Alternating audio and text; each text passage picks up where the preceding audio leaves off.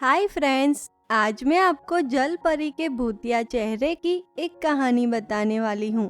तो चलिए देखते हैं। लेकिन उससे पहले अगर आपने हमारे चैनल को सब्सक्राइब नहीं किया तो प्लीज सब्सक्राइब कर दीजिए और हाँ, बेल आइकन को ऑन कर दीजिए। हीरपुर गांव के पास वाले समंदर में जल परियां और जल पुरुषों की एक प्यारी सी दुनिया बसी हुई थी। यहाँ जोया नाम की एक जल परी रहती थी। जोया जल परी एक भूतिया थी, लेकिन समंदर की कोई भी जल परी या जल पुरुष को इस बात का पता नहीं था कि जोया जल परी एक भूतिया है। कुछ दिन पहले जोया जल परी समंदर किनारे बैठी होती है। तभी वहाँ कुछ सोचते हुए बोलती है, समंदर के सभी जल परियां और जल पुरुषों के पास जादुई शक्तियां हैं। सिर्फ मुझे ही अभी तक जल परियों की जादुई शक्तियां नहीं मिली हैं और इसीलिए मैं भी अब जल्द से जल्द जल परियों की जादुई शक्तियां पाना चाहती हूँ।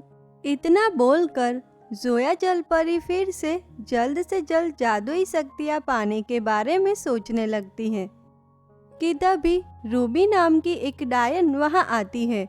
रूबी डायन अपनी काली शक्तियों से जोया जल परी को जल्द से जल्द उसकी जादुई शक्तियां देने का वादा करती है और जोया जल परी बिना कुछ जाने रूबी डायन की बातों में आ जाती है। लेकिन वहीं रूबी डायन जोया जल परी की इसी बात का फायदा उठा लेती है और वह जोया जल परी को अपनी काली शक्तियों से भूतिया जल परी बनाकर उसे अपने बस में कर लेती है और तभी से जोया जल परी एक भूतिया जल परी बन गई थी। और भूतिया जल परी बनने के बाद हर रोज रात के 12 बजे के बाद जोया जल परी का चेहरा एक भूतिया बन जाता है।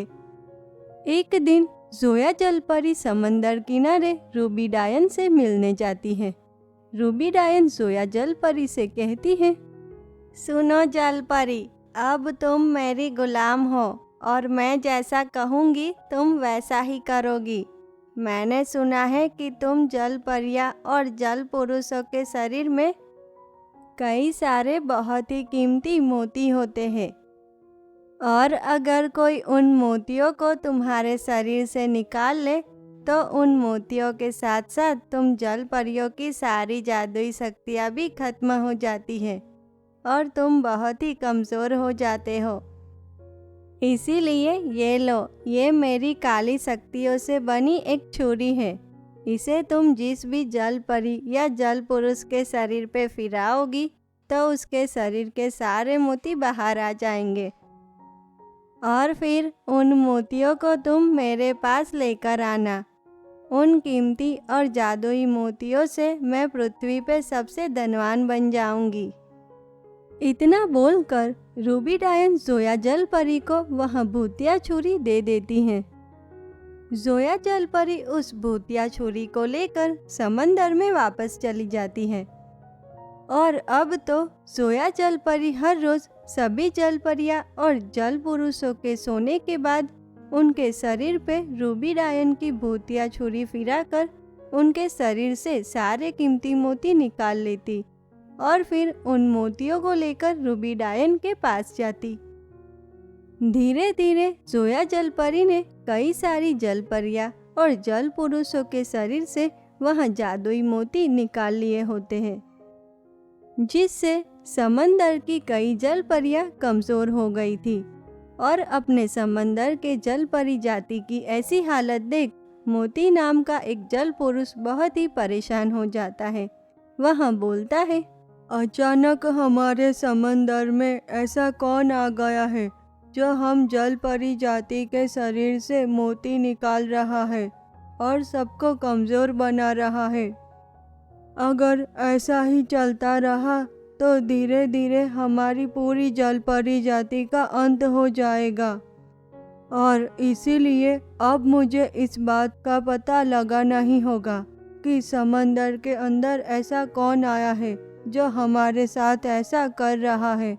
इतना बोलकर मोती जल पुरुष वहां से चला जाता है और फिर जैसे ही रात होती है कि तुरंत ही सोया जल परी फिर से अपने भूतिया चेहरे के साथ एक जल परी के शरीर पे उस डायन की भूतिया छुरी फिराने ही वाली होती है कि तभी मोती जल पुरुष पीछे से आकर जोया जलपरी को रस्सी से बांध देता है और फिर वह समंदर किनारे जाकर देखता है तो समंदर किनारे पे रूबी डायन जोया जलपरी का मोतियों के साथ इंतजार कर रही होती है और यहाँ देखकर मोती जल पुरुष बोलता है, अच्छा तो इस डायन ने रोजी को एक भूतिया बना दिया है और इसकी मदद से अब हम जल परियों के शरीर से मोती चुरा रही है। लेकिन अब मुझे इस डायन को ऐसा करने से रोकना ही होगा, वरना हमारी पूरी जल परी जाति का अंत हो जाएगा। लेकिन ये डायन तो बहुत ही ताकतवर है, हम सब मिलकर भी इसका सामना नहीं कर पाएंगे। इतना बोलकर मोती जल पुरुष समंदर के अंदर वापस चला जाता है और फिर मोती जल पुरुष जोया जलपरी को समंदर के अंदर एक छोटी सी गुफा होती है उसमें बंद कर देता है।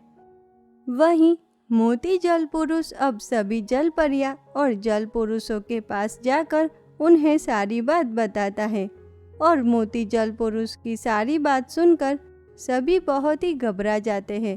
तभी मोती जल पुरुष फिर से बोलता है, मैंने सुना है कि पृथ्वी पे पहाड़ों पे मदीना नाम की एक जादूगरनी रहती है। उसके पास कई सारी जादुई शक्तियाँ हैं और अब वही उस रूबी डायन से हमें बचा सकती है और इसीलिए मैं कल ही अपने इंसान बनने के वरदान का उपयोग करके उसके पास जाऊंगा, क्योंकि अब वही हमारी मदद कर पाएगी। अगले दिन मोती जल पुरुष अपने आप को इंसान के रूप में बदल के पहाड़ों पे मदीना जादूगरनी के पास जाता है और वह मदीना जादूगरनी को सारी बात बताता है। मदीना जादूगरनी मोती जल पुरुष की सारी बात सुनकर उससे कहती है, मैं तुम्हारी मदद करूंगी, लेकिन उससे पहले मेरी एक शर्त है। अगर तुम अपनी जल परी जाति को बचाना चाहते हो तो तुम्हें किसी भी एक जल परी के शरीर के कुछ मोती मुझे देने होंगे। अगर तुम मुझसे ये वादा करो तभी मैं तुम्हारी मदद करूंगी। मदीना जादूगरनी की यह बात सुनकर मोती जल पुरुष थोड़ा परेशान हो जाता है, लेकिन फिर वह बोलता है, ठीक है जादूगरनी, मैं आपसे वादा करता हूँ कि मैं किसी और के तो नहीं लेकिन अपने शरीर के कुछ मोती आपको दूंगा। मोती जल पुरुष की यह बात सुनकर मदीना जादूगरनी बहुत ही खुश हो जाती है और फिर वह तुरंत ही रूबी डायन के पास पहुंचती है। वह रूबी डायन को अपनी जादुई शक्तियों से अपने जादुई कैद खाने में हमेशा के लिए बंद कर देती है और फिर जोया जलपरी को भी अपने जादू से पहले की तरह ठीक कर देती है और सभी जल परियां और जल पुरुषों के शरीर पे भी मोती वापस लगाकर उन्हें भी ठीक कर देती है। वहीं मोती जल पुरुष तो यह देखकर बहुत ही खुश होता है और वह तुरंत ही अपने शरीर के कुछ मोती निकालकर मदीना जादूगरनी को दे देता है। लेकिन वही मोती जल पुरुष अपने शरीर से मोती निकलने से बहुत ही कमज़ोर हो जाता है और यह देखकर जोया जलपरी को अपनी गलती का एहसास होता है। वह रोते हुए मोती जल पुरुष से कहती है, मुझे माफ़ कर दीजिए, आज मेरी वजह से आपकी ये हालत हुई है, लेकिन आज मुझे मेरी गलती का एहसास हो गया कि मैंने कितनी बड़ी गलती की है और इसीलिए मैं आप सबसे अपनी गलती की माफ़ी मांगती हूँ। वहीं जोया जलपरी की यह बात सुनकर सभी जल परियां और जल पुरुष उसे माफ़ कर देते हैं और फिर सभी फिर से खुशी से एक दूसरे के साथ रहने लगते हैं। तो देखा अपने दोस्तों कि किस तरह जोया जलपरी रूबी डायन की बातों में आ जाती है और रूबी डायन उसकी इसी बात का फ़ायदा उठा लेती है और जोया जलपरी को एक भूतिया जलपरी बनाकर उसे अपने बस में कर लेती है। लेकिन आखिरकार जोया जलपरी को अपनी गलती का एहसास हो ही जाता है और वह सबसे अपनी गलती की माफ़ी मांगती है।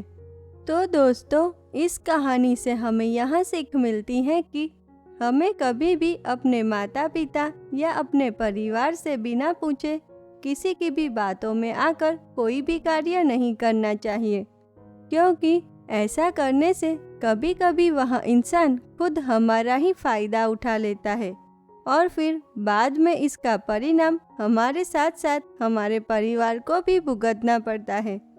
जैसे सोया जलपरी की गलती का परिणाम समंदर के सभी जलपरी जाति के लोगों को भुगतना पड़ा। तो कैसी लगी आपको हमारी ये कहानी? अगर पसंद आई हो तो प्लीज़ लाइक कीजिए, शेयर कीजिए और हाँ, सब्सक्राइब करना मत भूलिए। तो चलिए मिलते हैं ऐसी ही एक और नई अनोखी कहानी के साथ। तब तक के लिए धन्यवाद।